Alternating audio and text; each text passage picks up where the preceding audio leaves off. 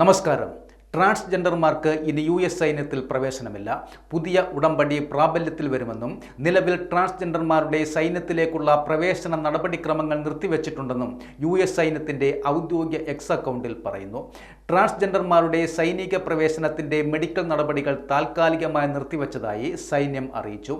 US സായുധ സേനയിൽ സേവനമനുഷ്ഠിക്കുന്നതിൽ നിന്ന് ട്രാൻസ്ജെൻഡർ സൈനികരെ വിലക്കുന്നതുൾപ്പെടെ സൈന്യത്തെ ശാക്തീകരിക്കുന്നതിനുള്ള 4 ഉത്തരവുകൾ US പ്രസിഡന്റ് ഡൊണാൾഡ് ട്രംപ് ഒപ്പുവെച്ചിരുന്നു. ട്രാൻസ്ജെൻഡർമാരെ രാജ്യത്തു നിന്ന് തന്നെ വിലക്കുമെന്ന് ഡൊണാൾഡ് ട്രംപ് ആഹ്വാനം ചെയ്തതിന് പിന്നാലെയാണ് US സൈന്യത്തിന്റെ പ്രഖ്യാപനം. നമ്മുടെ രാജ്യത്തെ സേവിക്കാനുള്ള സന്നദ്ധത ട്രാൻസ്ജെൻഡർമാർ അറിയിച്ചിട്ടുണ്ട് എന്നും അവർക്ക് ആവശ്യമായ പരിഗണന നൽകുമെന്നും സൈന്യം പുറത്തിറക്കിയ പ്രസ്താവനയിൽ പറയുന്നു. 2017 ട്രംപ് അമേരിക്കൻ പ്രസിഡന്റായിരുന്നപ്പോഴും ട്രാൻസ്ജെൻഡർമാരെ സൈന്യത്തിൽ നിന്ന് വിലക്കിയിരുന്നു. ഇതിനു പിന്നാലെ 2021 ജോ ബൈഡൻ അധികാരമേറ്റതോടെ വിലക്ക് പിൻവലിച്ച് പ്രവേശന അനുമതി നൽകിക്കൊണ്ട് പുതിയ ഉത്തരവ് പുറപ്പെടുവിക്കുകയായിരുന്നു.